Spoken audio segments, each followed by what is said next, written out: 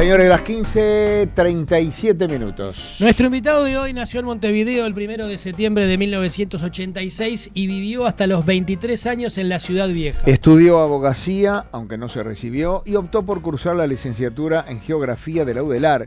Y tempranamente comenzó a dedicarse al periodismo y a la geopolítica, una de sus pasiones. En el año 2009, cuando su padre se define por la candidatura de José Mujica, se acercó al Frente Amplio, aunque no integrando la orgánica. Al no estar del todo de acuerdo con algunas decisiones del presidente, se quedó unos meses viviendo en Cuba con su tía. A su regreso tomó contacto con la Fundación 2030 bajo la línea de Raúl Sendic y terminó haciéndose cargo de la formación de los cuadros de la 711. Tras los episodios que terminaron con la renuncia del vicepresidente, quedó desencantado de la política partidaria y se desvinculó del Frente Amplio. En el año 2017, tras haber conocido a Hugo y Guido Manini Río, formó parte de la fundación del Movimiento Social Artiguista, más adelante Cabildo Abierto. Durante la campaña electoral tuvo a su cargo la redacción del semanario La Mañana. Hoy es el coordinador político de Cabildo Abierto, senador suplente de Guillermo Domenech y se le reconoce como uno de los hombres más cercanos al líder cabildante. Bienvenido a Dato y Relato, Marcos Metol.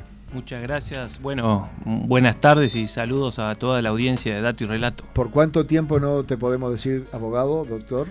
Bueno, me está faltando un año y medio. ¿Solo? Sí, me faltó poco, que me quedó ya hace unos cuantos años. Después me metí, como bien decían, con la licenciatura en Geografía, donde hice hasta la mitad más o menos. Así que tengo en los planes hacer las materias que me faltan. ¿Sí? De abogacía. Sí, ¿Algún sí. día? Sí, además tengo muchos amigos que son abogados, que trabajan de eso. ¿Y vos decís que te pueden pasar los apuntes? Y yo creo que los apuntes ya si los conservan hasta el día de hoy. Pero creo que es importante incluso para la actividad política, la formación en Derecho, para mí ha sido central. Nunca supe, vos dejás de estudiar y querés retomar 10, 20, 30, 40 años después. ¿No tenés que reactualizar nada? Sí, probablemente sí. Hay que ver cuánto te revalidan, si es en la misma institución, si te cambias de institución. Claro. Ahí hay algunos porcentajes. También algunos planes. Tiene que ver los planes. Claro. En el derecho hay algunas materias que no cambian tanto, pero hay otras que cambian bastante. Permanentemente. Tiene poco que ver de repente el derecho de familia del 2005 que el de hoy. Claro. Digamos, hay muchas materias que seguramente cambiaron bastante. Claro. No derecho romano ni derecho. No, esas no. Esas cosas esas seguramente me las van a revalidar. Seguro, es así. ¿Y qué es? Porque yo lo escucho y la gente lo dice, suena bárbaro. Geopolítica. Bueno, la geopolítica hoy se usa como término, yo creo que se abusa del término geopolítica para hablar de todo. Se pone de moda, ¿viste? En realidad es una ciencia que surgió en el siglo XIX, junto con la geografía política. Surgió con unos investigadores suecos, Rudolf Schelen, también con un alemán, Friedrich Ratzel, que empezaron a pensar las cuestiones del Estado, en momentos en que se estaba dando la formación de esos estados, ¿no? Tanto el prusiano, ¿no? Como en el caso también de los estados nórdicos, y ellos pensaban el Estado en función de la geografía, y cómo adaptar. Se hizo muy famosa una frase sobre el espacio vital, que después lo utilizaron mucho los nazis en la Segunda Guerra Mundial, y la geopolítica quedó demonizada como que era una ciencia nazi o una ciencia al servicio de la guerra. Y es todo lo contrario. No es así, claro, no es Por lo menos yo creo que la geopolítica yo la interpreto en función del desarrollo y en función de la integración regional. Y cómo el Estado se tiene que adaptar a sus condiciones geográficas en cuanto a lo productivo, en cuanto a lo demográfico, lo cultural. Y de alguna manera es eso. Por eso mi interés fue primero estudiar Derecho, que de alguna manera es una ciencia muy vinculada al Estado, y luego la geografía, que le da ese contexto, ¿no? Espacial al Estado, porque si no son instituciones que están aisladas, que están fuera de contexto, y cuando uno habla de geografía también de alguna manera se refiere a la historia, ¿no? Claro. Marco, si bien hay, según las investigaciones que se han hecho después de las elecciones del 2019, hay unos cuantos o hay muchos votantes de Cabildo Abierto que en la elección anterior habían votado al Frente Amplio, ¿no? Sí. Según dicen las investigaciones. no hay dirigentes, o que yo sepa, si hay, no hay muchos o no son notorios dirigentes que hayan estado en el Frente Amplio y que se hayan pasado en determinado momento. En tu caso no se pasaste, había un camino en el medio, pero ¿cómo se le puede explicar a alguien del otro lado cómo una persona hoy que aparentemente la ideología de un sector o de un partido y otro están antagónicas, o por lo menos están lejos, cómo se le puede explicar a alguien que en 2010, 2015 estuvo en el sector de la 711, incluso formando cuadros, ¿no? Para explicarle a doña María, es decir, enseñándole a los dirigentes cosas que pueden hacer y cómo las tienen que hacer. Termina hoy, o desde hace ya unos años, en Cabildo Abierto y en la fundación de Cabildo Abierto y en la dirección de Cabildo Abierto. Está bien la pregunta, porque en realidad piensen que Cabildo Abierto es el primer partido fundacional en casi un siglo. Cuando digo fundacional me refiero a que no se formó con la fusión de sectores, ni con la decisión de un grupo de un partido. Arrancó de nada, prácticamente con una dirigencia que no tenía una experiencia previa en la función pública. Vamos a decir, la función política, la función pública, si tomamos digamos, los militares que incursionaron lo de la política, sí. No, y Domenech también estaba en la función pública. En el caso, como está como secretario de presidencia. Pero no eran políticos. Digamos. Exacto. Bueno, Domenech en su momento también había integrado una lista del Partido Nacional. Sí. Había distintos casos y gente del Partido Colorado que tenía militancia política, pero realmente no era una fusión de sectores. Entonces, y eso es bien interesante porque no pasaba prácticamente desde los primeros años del siglo XX con el Partido Demócrata Cristiano, si no me equivoco, no sé si el Partido Socialista también. En definitiva, esto ya le da una característica muy especial a ese movimiento social artiguista, a Cabildo Abierto. En el caso mío particular, es verdad, de repente yo sin haber sido un dirigente del Frente Amplio, ni haber sido una figura conocida desde el Frente Amplio, es cierto que yo venía de una trayectoria de casi una década de acompañar y de estar en algunas funciones como la formación de cuadros, en algunos temas de asesoría de relaciones internacionales, incluso había sido candidato, digamos, había hasta formado parte de listas en el Frente Amplio. Y, a ver, yo lo que les puedo decir es que yo cuando entré en el Frente Amplio, de alguna manera, por escuchar las audiciones de Mujica en la radio, por sentir que había algo de ese artiguismo en el que yo me había formado, que estaba representado en algunos sectores de esa fuerza política, fue lo que me impulsó a acercarme. No que yo comulgue con ideas de izquierda, que nunca lo hice, ¿no? Nunca me sentí parte de la izquierda, pero sí de un artiguismo social que en ese momento, estamos hablando más de, casi 15 años atrás, yo sentía que estaba en algunos sectores del Frente Amplio. Luego, con el paso de los años, de alguna manera, como ustedes lo decían en la introducción, fui sintiendo una lejanía con alguno de estas ideas, con alguna de las políticas que se llevaban adelante y que yo sentía que estaban alejándose de ese serno artiguista. Por eso yo creo que los que nos sentimos en esa matriz artiguista, que uno podría resumir, como dice Manini, en dos grandes ideas, es decir, la idea de la soberanía en cuanto a que no nos gobiernen desde afuera, la idea de la opción por los más frágiles. Yo empecé a sentir que en el Frente Amplio se empezaba a tomar distancia de esto, ¿no? De alguna manera se estaban importando prácticamente agendas del exterior que generalmente no aparecían en los programas ni en la campaña electoral, pero luego aparecían como proyectos de ley en distintos momentos y que no tenían nada que ver con la concepción o con las prioridades que de repente uno podía defender. Y luego, desde el punto de vista también de la opción de los frágiles, más allá de que el Frente Amplio llevó adelante muchas políticas sociales, por otro lado empezó a promover una política económica que fomentaba la concentración, no solamente la concentración empresarial y la prioridad para las grandes multinacionales, para la inversión extranjera, sino también el no hincar el diente a la cuestión de la usura, que venía desde 2007 con una ley que ya venía generando estragos. Entre otras situaciones. Una muy importante también fue que yo sentí que en esos últimos años de administración frente amplista se dio un quiebre muy fuerte con las Fuerzas Armadas. Es decir, empezó a crecer un discurso antimilitar que uno como nacionalista, como artiguista, no acompañaba para nada. Entonces, digamos, de alguna manera esas son las cuestiones que me separaron y que creo que en la formación del movimiento social artiguista aparecieron como cuestiones fundacionales, ¿no? Y entonces yo creo que eso es lo que explica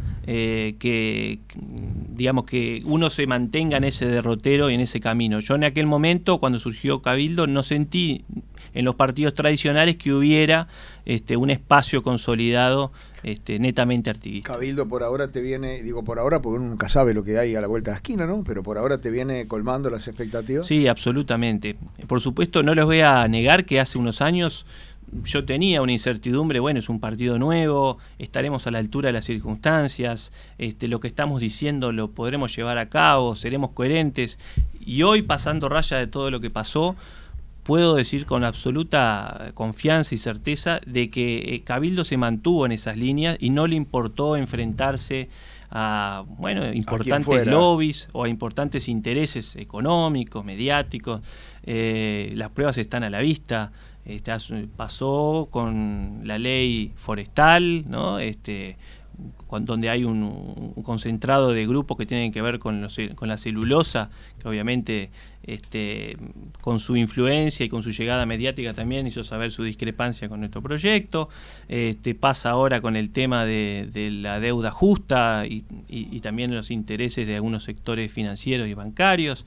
En fin, y podría dar más ejemplos, pero no es enfrentarse por el mero hecho de enfrentarse, ¿no? Es por defender lo que entienden es justo. Efectivamente, porque digamos Cabildo no plantea una plataforma revolucionaria, ¿no? Es un partido netamente reformista, pero que empezó a poner sobre el tapete temas que de repente antes se barrían bajo la alfombra, y me refiero a todos los partidos políticos tradicionales que de alguna manera evitaban abordar determinadas temáticas que eran muy incómodas, que también tienen que ver con esa predominancia de una política enfocada en los grandes capitales internacionales, en desmedro de la pequeña y mediana empresa nacional, que lejos está de tener yo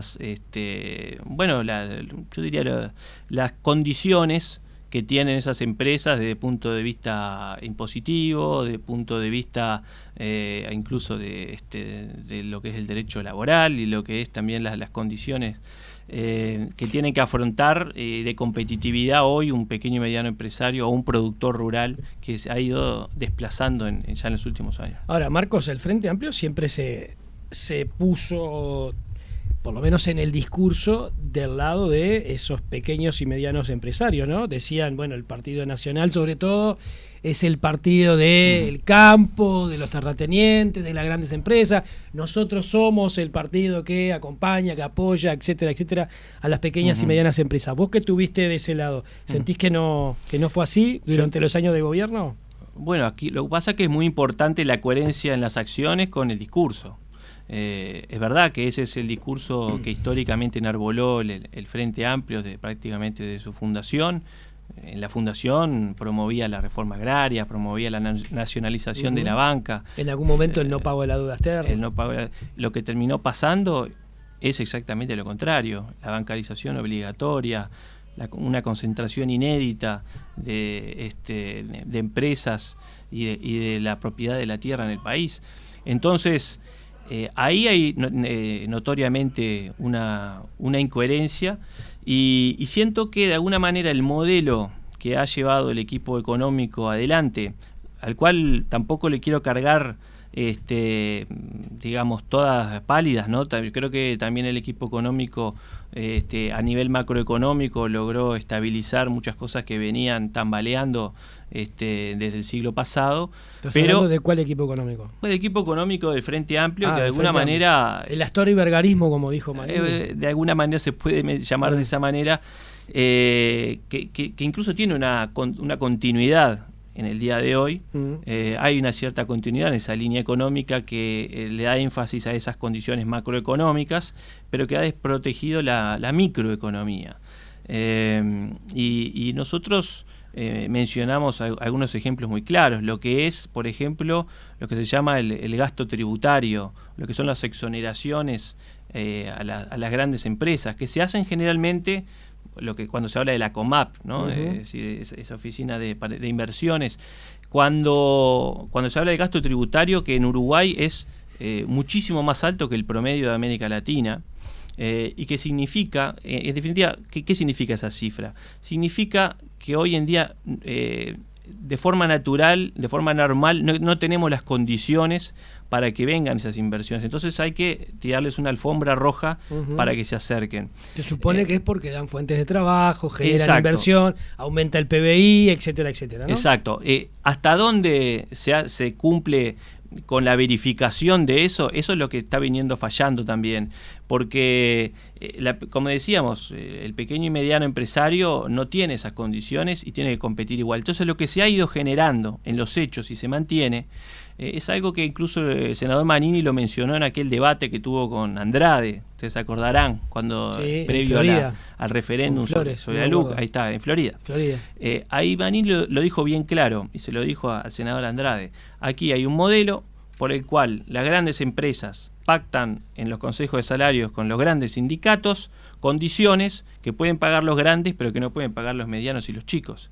Entonces eso va generando una situación que es netamente negativa, que no favorece ese gran tejido, que en definitiva el tejido de las pymes es el que da la mayor parte del trabajo nacional. Estamos hablando casi que el 90% del trabajo nacional depende de ese tejido, que en la medida que se va rompiendo termina por alimentar lo que son las políticas del asistencialismo, ¿no?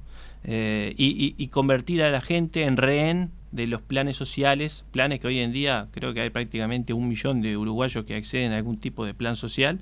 Estamos hablando de que es una cifra altísima, un país donde entonces tenemos casi 1 millón de personas con planes sociales, 1 millón de personas con deudas y 700.000 irrecuperables. Hay alarmas que está dando nuestro sistema económico, que yo creo que el único que las ha planteado de forma transparente, que las ha dicho sin pelos en la lengua, ha sido Cabildo Abierto. Y desde ese punto de vista, volviendo a la pregunta, yo creo que los cabildantes podemos estar netamente conformes de que se fue hasta las últimas consecuencias en todos los temas más urgentes que ameritaban ser planteados. Después, si no nos dio la fuerza suficiente para poder avanzar en algunos temas, bueno, también tiene que ver con que tuvimos el 11% de la votación. Aún así, creo que ese 11% se hizo valer muchísimo en estos años, tanto en el Parlamento como en el Poder Ejecutivo. ¿Estás conforme vos ahora con las propuestas que tenía Cabildo hace 3, 4 años y las que ha llevado adelante el gobierno? Pero sin duda, pero fíjense, el otro día escuchaba en un programa de televisión a la noche que una periodista decía, bueno, pero Cabildo Abierto, salvo lo de seguridad social y los cambios importantes que logró en la reforma jubilatoria, en aquel episodio tan sonado, no logró nada más en el Parlamento. Yo pensaba, no, cuidado. Mientras veía la televisión decía, hay un montón de temas en el que Cabildo Abierto ha, de alguna manera, empujado, ha impulsado, y son leyes importantes. Les doy algunos ejemplos. El tema de la personería jurídica de los sindicatos, que nunca salía, bueno, fue una de las primeras cosas que Cabildo puso sobre la mesa y terminó saliendo. Cabildo había insistido mucho con la rebaja del IRPF y del IAS, que al tiempo terminó haciéndose y favoreciendo a las familias que tienen mayor cantidad de hijos. También otras de las reivindicaciones de Cabildo. El tema de la tenencia compartida, que luego se convirtió en un proyecto de corresponsabilidad de la crianza, que también salió. El tema de la reparación a víctimas de la guerrilla, que también salió aprobado.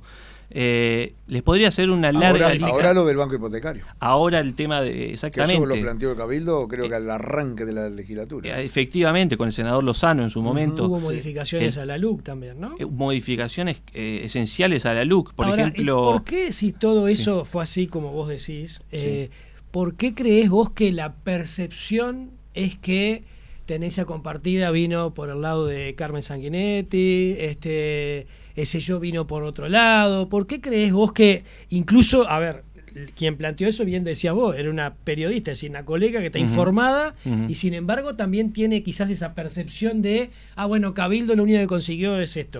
¿Por qué crees que pasa eso? Bueno, a ver, lo que pasa es que hay que entender cómo es la dinámica de funcionamiento del Poder Legislativo. Si uno ve, no solo de este gobierno, los gobiernos anteriores, las principales leyes de fondo siempre vienen del Poder Ejecutivo. Es raro que de un partido político o de algún legislador surja una gran reforma y llegue a ser votada, ¿no? Es raro. Nosotros lo logramos, porque logramos la votación de la ley forestal, pero después fue vetada por el Poder Ejecutivo. Pero más allá de esa excepción, lo que termina sucediendo es que cuando de repente hay algún partido que propone una ley que es disruptiva, que marca la agenda, que genera una discusión pública, los otros partidos terminan presentando algún proyecto o idéntico o le agregan algún párrafo. Y como tienen mayoría sale ese. Y entonces, bueno, se hace inevitable tener que negociar un acuerdo, sobre todo si vos no tenés una mayoría absoluta de los votos. Entonces, luego la paternidad o la autoría de eso queda difusa porque termina convirtiéndose en un proyecto de todos, lo cual lo veo bien. A ver, en esto no se trata de ser mezquinos y decir Cabildo es el que hizo todo, no, pero sí reconocer la parte que tiene el partido en muchas leyes en las que el impulso inicial que les dio cuando eran temas que se trataban de barrer bajo la alfombra, que a veces generaban una polémica en la cual algunos grupos no querían entrar, fue fundamental. Entonces simplemente es eso, y creo que en ese sentido se han logrado muchísimas cosas. Hay una larga lista que se podría decir de cosas que se han logrado, no solo a través de las leyes, también lo que son específicamente las leyes, pero de rendición de cuentas, en el presupuesto. Tú mencionabas la propia LUC, le digo más, en las interpelaciones, las propias interpelaciones, Cabildo no tuvo una postura pasiva. No.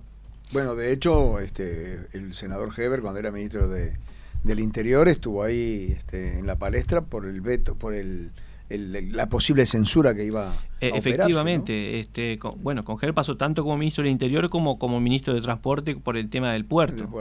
En varias de esas interpelaciones, incluso en la del puerto específicamente, Cabildo logró que en la declaración final se incorporara una moción para que se modificara el contrato con Catón Natí y de alguna manera tuviera el Estado que tener una intervención en caso de que la empresa lo vendiera a un tercero.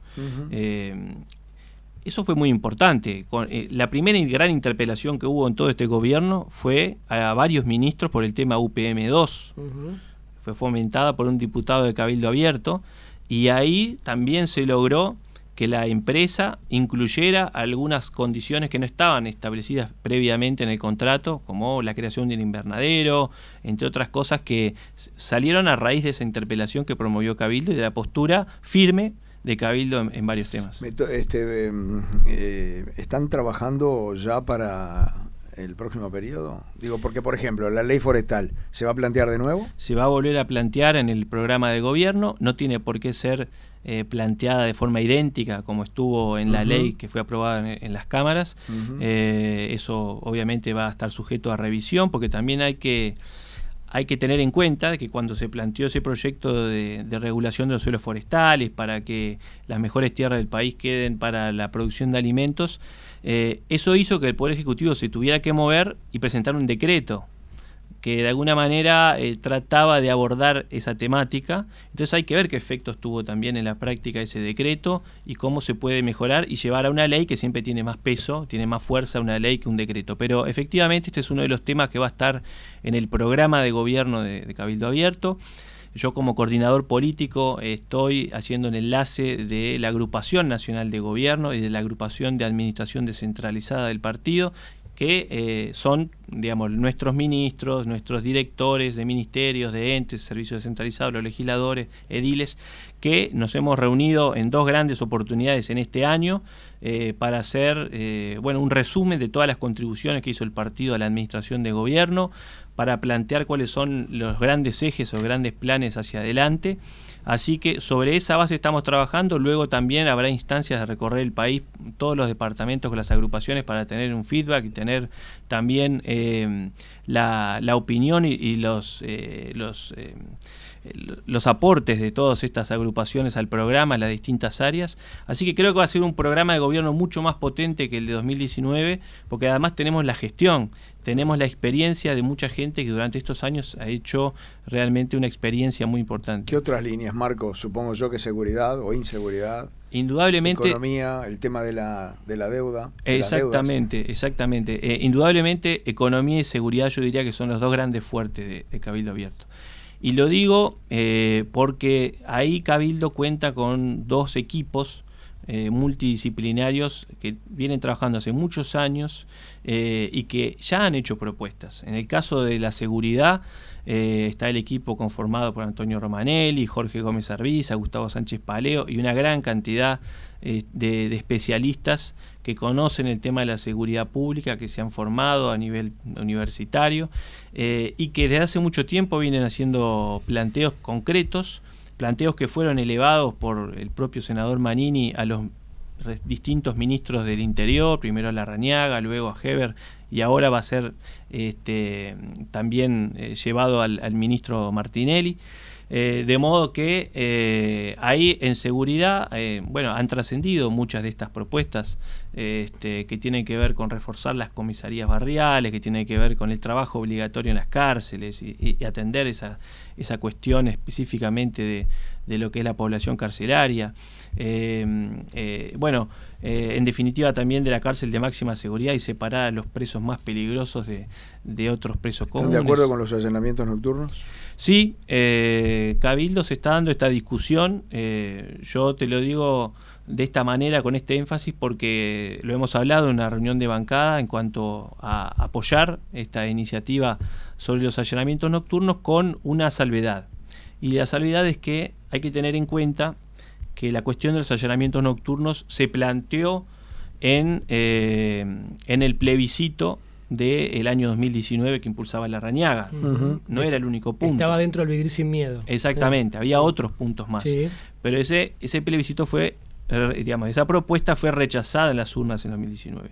Y Cabildo ha sido muy claro en cuanto al respeto de la voluntad popular, sobre todo cuando se da de manera directa, como en estos casos. Entonces, la alternativa que nosotros estamos dispuestos a recorrer es que haya una ley constitucional, es decir, que la Asamblea vote, necesita una mayoría especial, vote esta ley para permitir los allanamientos nocturnos y modificar la Constitución y que vaya a las urnas el año que viene y que la propia ciudadanía refrende si efectivamente está de acuerdo o no con los allanamientos nocturnos. Ahora, Marco, vamos a tener que ir con 200 millones de cosas el año que viene. Si salen si sale el plebiscito de la usura, si sale de la seguridad social, si sale, yo que sé, que está el del agua. Vale. A ver, no van a salir todos, digo, pero no. Eso no complica a la hora de que la gente elija, Bueno, es un tema interesante para analizar, ¿no? Pues además después está quién en sobra, quién no en sobra. Sí, desde el punto de vista de la ingeniería política ahí es un desafío grande, pero creo que es interesante para los politólogos analizar ese fenómeno, ¿no? Es decir, ¿por qué se está recurriendo tanto a los mecanismos de democracia directa como los referéndums, los plebiscitos? Creo que es un tema súper interesante. ¿Sí? No recuerdo quién, perdóname Esteban, había dicho que Cabildo apoyaba los allanamientos nocturnos con la salvedad de que debiera ser siempre acompañados por un juez o algo así. Manini lo dijo.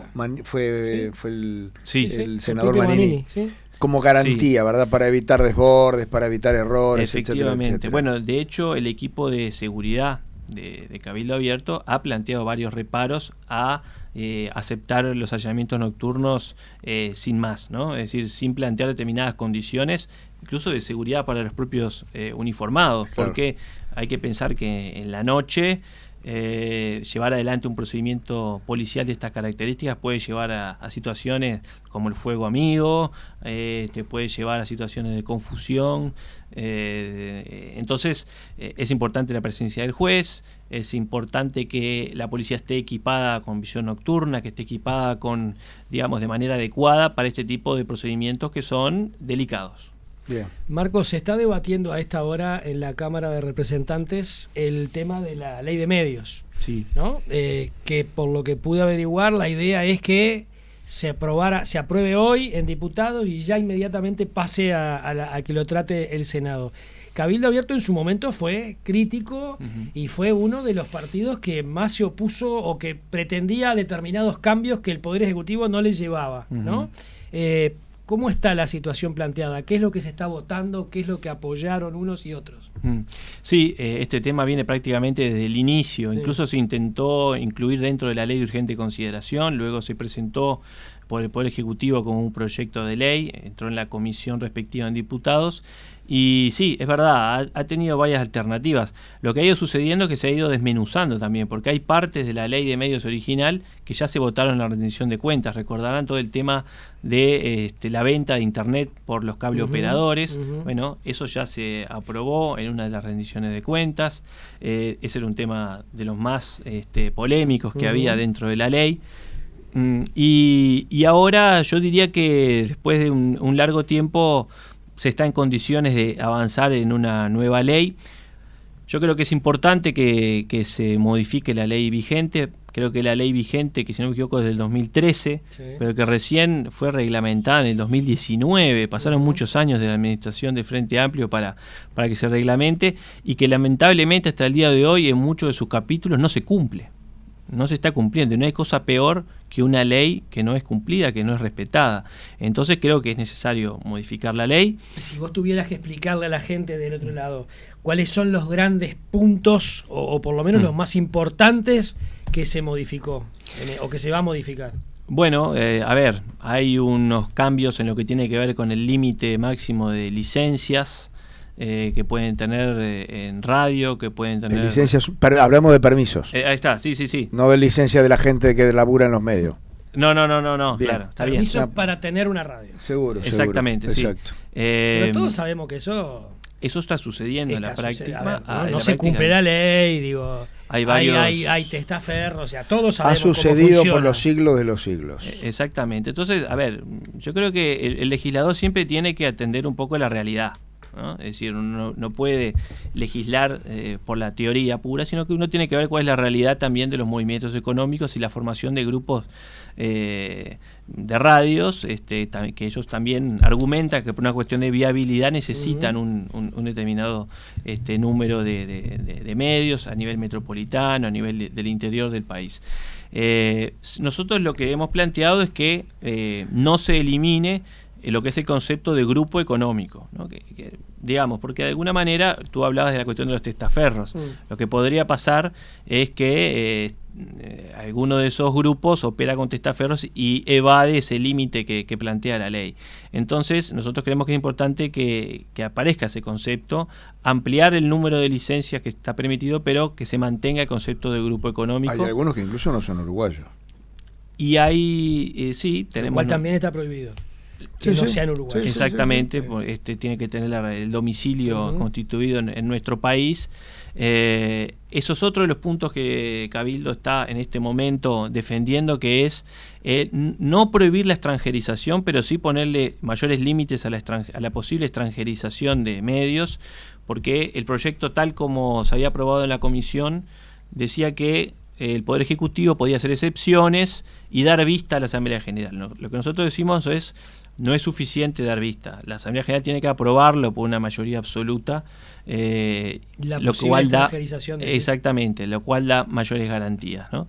Ese es uno de los puntos importantes. Cabildo se quejaba en su momento, corregime si me equivoco, hace unos años, de que se sentía, vamos a utilizar una palabra de Moria Kazán, ninguneado en los medios en general, ¿no? Y pretendía que en la ley de medios eso se contemplara. Es un tema complejo, ¿no? Es un tema muy complejo, y yo creo que cuando se planteó por primera vez por Cabildo no fue bien interpretado, no fue bien entendido. Lo que está planteando Cabildo es algo que en la jerga se le llama par condicio. Se está inspirado en leyes, por ejemplo, que existen hoy en día en Italia, ¿no? Las anti-Berlusconi. Exactamente, que están asociadas a el crecimiento de grupos mediáticos como el que dirigía Silvio Berlusconi, que de alguna manera digitaba quiénes participaban y quiénes no de la política nacional en sus programas, en sus informativos, y generaba un gran problema. Entonces se votó una ley para que existan ciertas garantías de participación equitativa en los medios. Yo sé que este tema genera mucha rispidez. Eso está en la actual. Eso está en la actual ley de medios que a veces se cumple, a veces no. No, pero en la que está en vigencia. No, pero se refiere en programas periodísticos, por ejemplo. No está vigente. El acceso, el texto es: el acceso debe ser igualitario y está no sé bien, qué, no sé qué, nadie de bola. Pero no habla de, sí, pero no o habla sea, de. no especifica quiénes y quiénes no. Exactamente. No, y no especifica porcentajes. No, claro. Exactamente. Claro. Hay una cuestión, sí, la ley vigente, que es muy reglamentarista, pero que tiene una parte de principios y de conceptos y de definiciones que es muy abundante. Sí. Pero también a la vez es muy laxa, ¿no? Y es muy laxa a la vez, exactamente. Entonces, acá lo queremos concretar un poco más. Lo que estamos diciendo, en un momento, Cabildo le había propuesto como que la Corte Electoral pudiera, ¿no?, que de alguna manera representa a los principales partidos con representación política, pudiera ejercer un rol. Ahora lo que estamos proponiendo en este momento como un aditivo a la ley de medios es que sea de alguna manera un órgano no unipersonal, un órgano pluripersonal en el marco del Parlamento, del Poder Legislativo, así como está el comisionado de cárceles, que sea una especie de comisionado de los medios, de la prensa, donde, digamos, en ese ámbito tan democrático, tan plural que es el Parlamento, los partidos puedan acceder a este órgano y plantearles de repente sus denuncias en el caso de que sientan que están siendo radiados de... Claro, la palabra fea a utilizar sería que controle que se cumpla. Exacto, que se controle que se cumpla. El tema que la palabra control no suena bien. No suena bien y por supuesto que si uno lo lleva al extremo y a la caricatura, claro. Uno no se trata de medir usted estuvo tantos minutos, usted estuvo tantos otros minutos. No, yo creo que son criterios generales y hay situaciones que pueden ser evidentes de que en determinado canal o en una determinada radio no se invite a un candidato. Exacto. Yo creo que eso es lo que hay que tratar de evitar, sobre todo teniendo en cuenta. ¿Vos sentís que a Cabildo le pasó eso?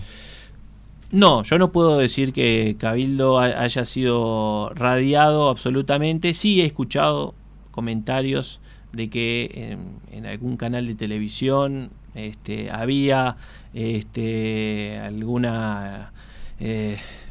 había, no quiero decir una orden, pero que había alguna sugerencia de que Cabildo no apareciera demasiado. Bueno, en los hechos de los últimos años no apareció demasiado.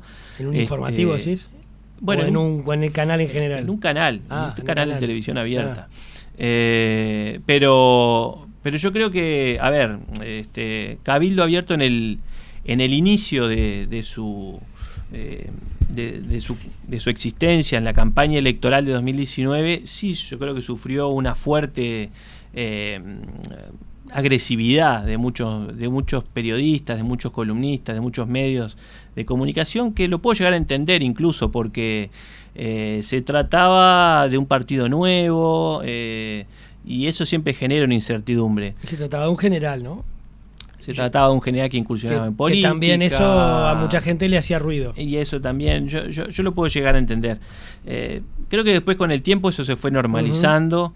Y no hubo ningún episodio que uno diga que haya un cordón sanitario, por más que hubo gente que públicamente lo planteó. Yo escuché periodistas decir que había que hacer un cordón sanitario sobre Cabildo Abierto. Rifles en 2019, ¿decimos? Rifles en 2019. No, posteriormente a 2019, casos aislados, pero... A ver, lo que pasa es que los periodistas también votan. Y hay muchos que además de votar cada 5 años, todos los días o todas las semanas dejan ver su predilección. Y en la medida que tengan poder de decisión esos periodistas, y su predilección manda a la hora de armar las grillas y de armar los menúes. Claro. Eso es como, digo, más viejo que el mundo. Efectivamente, a ver, yo creo que sobre eso no se trata tampoco de generar una denuncia sobre esta cuestión, simplemente advertir, digamos, a nuestro partido le costó mucho poder... Pero le hace bien a la democracia que se escuchen todas las voces. Por supuesto. Y que sea la gente la que después diga, mira lo que dice mira lo que dice aquel. Por supuesto. ¿Cómo dirimió internamente Cabildo Abierto aquel tema que hizo ruido últimamente, que era cómo le resarce el Estado a los canales lo que pierden por la publicidad gratis de los partidos? Que parece que es discrecional, ¿no? Sí, bueno, ahora se ha aprobado la ley de financiamiento de los partidos. Yo creo que ahí hay una discusión que tiene que ver con la cuestión de los minutos gratis en la televisión para la publicidad electoral. Esta ley de medios que se está votando ahora dispone minutos gratis para campañas de bien público. Sí. De modo que tampoco estamos hablando de una cuestión que sea absolutamente extraña. Creo que, sí, que también con esta ley de prensa ya existe, ¿no? Que con esta ley ya existe también. Exacto. Yo creo que, a ver, es algo razonable. Después está la cuestión de si el Estado de alguna manera tiene que retribuir esos minutos de publicidad o no, de qué manera lo hace. Yo creo que es una discusión válida, está bien. ¿No es peligroso que sea el Estado el que decida? Bueno, no lo sé. No, es el Estado el Poder Ejecutivo. Sí, el Poder Ejecutivo. Yo lo que creo que sí... Que puede terminar favoreciendo a algún medio que les afín. Bueno, indudablemente hay que generar un espacio para que existan esas garantías y no se concentre en algunos medios afines. Pero me parece que acá lo importante como criterio general es que exista que la ciudadanía no se prive de conocer de cuáles son esas propuestas. Después que cada partido, en base a su capacidad de recursos y a la prioridad que le dé a los medios, invertirá más en eso y tendrá más presencia, más minutos. Es totalmente válido. Claro. Pero tiene que haber un mínimo un piso por el cual la ciudadanía tenga un acceso a saber quiénes son los candidatos y qué es lo que proponen, básicamente. Marcos, tenemos que ir redondeando, ya estamos pasado de tiempo, pero hoy se publicó en el semanario Búsqueda una información a propósito de 2 nuevos sectores en la interna de Cabildo Abierto, ¿no? Que te pido que nos confirmes. El sector columna Lealtad y Unidad, que estaría encolumnado, valga la redundancia, detrás del senador Guillermo Domenech, y otro que estaría encabezado por Lorena Quintana, la doctora Lorena Quintana, que es la directora de Adicciones del Ministerio de Salud Pública, y que, según dice por allí, nuestra idea es que haya una línea que defienda los valores cristianos en defensa de la vida, de la concepción hasta la muerte natural, en contra de la eutanasia y a favor del fortalecimiento de la familia. En su momento Quintana estuvo acá y nos contó que tenía el apoyo de sectores cristianos, etcétera, etcétera. Esto se suma a el que se formó hace poco de diputados y Adelante y Espacio de los Pueblos Libres. Y el Espacio de los Pueblos Libres, donde estaba Capillera, no sé si sigue estando, de Radaeli, etcétera. Esos son los 4 sectores que hoy por hoy están en la interna de Cabildo Abierto. Así es. Todos ellos detrás de la candidatura de Manini Ríos, ¿o va a haber alguna otra candidatura más? No, hoy no está previsto. Hoy no está previsto que exista una candidatura alternativa. Y yo creo que este es un proceso que era esperado, que es saludable para el partido, que surjan distintas vertientes con distintos énfasis, ¿no? Decías del énfasis en la cuestión de la familia, otros tendrán algún énfasis económico particular, otros tendrán un énfasis en la seguridad, y lo cual me parece totalmente válido y es bueno que exista esa, porque es en definitiva lo que le da vida a un partido. Un partido no puede trascender en el tiempo con unanimidades, no sería normal. Ahora, vos como coordinador político no te complican un poco la vida. Es un poco más difícil. Más laburo. Un poco la vida, ¿no? Más laburo. Más laburo, claro. Vos venías tranquilo. Es un poco más difícil, pero yo quiero esto, yo quiero lo otro. Sí, a ver, yo trato de dividir las cosas y decir, bueno, a ver, lo que son las cuestiones programáticas, en lo que es la cuestión de gestión de gobierno, somos uno. Luego, por supuesto que a nivel territorial, las agrupaciones, hay una competencia sana, que incluso en el tema de la juntada de firmas también Bueno, existe. ese era el último tema que te queríamos preguntar, ¿no? Porque también allí en esa nota de búsqueda se habla de que hay algunos que se quejan de que unos están remando mucho o tirando de la cuerda del carro y otros no. Bueno, a ver, sí, son planteos que yo los he escuchado y creo que tiene que ver con la visibilidad que han tenido algunos jerarcas, que ha sido importante, en otras ha sido muy menor y en otras no ha existido una visibilidad con el tema de la campaña. Creo que sí, acá en el partido todos tenemos que tirar del carro con lo que se puede hacer. Algunos tendrán más disponibilidad de repente para juntar firmas, otros de repente pueden en los medios de comunicación hablar e informar sobre el tema, otros en sus redes sociales. En fin, se necesita sí, mover el tema, porque la recolección de firmas viene bien, viene de acuerdo a lo estipulado. Calculamos cerca de 100.000 firmas, que es, digamos, un tercio prácticamente de lo que se necesita. Falta mucho, todavía ¿no? quedan algunos meses, Claro. Pero creo que hay que tratar de llegar holgados a las firmas, y para eso se va a necesitar potenciar toda esa militancia, ese movimiento en las calles. Hoy por hoy, bueno, hay una presencia importante, sobre todo en las ferias. Feria de Tristán Narvaja, hablando de Montevideo, Parque Rodó, Piedras Blancas, en el interior del país, también en varias ferias. Creo que va a ser necesario tener una presencia permanente en algunos puntos de la ciudad, para que, bueno, mucha gente que sabemos que quiere firmar sepa enseguida a dónde ir, y cuente con la información que quiera contar. Muy bien. Marcos Metol, senador, ¿estás ejerciendo ahora o...? No, ahora mismo no, pero me ha tocado este año Sí, bastante, ¿no? entrar bastante, porque en realidad yo soy suplente de Guillermo Domenech, pero también quedé como suplente de Manini y de Moreira. Entonces me ha tocado participar. Multiempleo me ha tocado participar casi que de todas las comisiones del Senado, lo cual ha sido una experiencia. Es una escuela, una buena escuela, ¿no? Ni que hablar, muy enriquecedora, y he aprendido mucho al lado de grandes políticos con mucha trayectoria, que han sido ministros, intendentes. ¿Sos algo del Metol de los Andes? Sí, todos los Metol estamos emparentados. Javier Metol es uno de los sobrevivientes de los Andes que falleció hace poco tiempo. Sí. Era, su esposa creo que falleció allá. y su esposa falleció en los Andes. ahí está, creo que fue en La Avalancha. Sí. Sí. Sí, Javier creo que era un primo segundo de mi padre. Estamos emparentados, pero no de manera directa. Bien. Bueno, Marcos Metol, senador de Cabildo Abierto, en este momento no ejerciendo, pero sí como coordinador político. Gracias por acompañarnos. Fue un Muchísimas gusto. gracias. Que pase bien, Marcos. ¿Hacemos la pausa? Sí, señor, y volvemos. Exacto. Dato y relato, separando realidad de fantasía.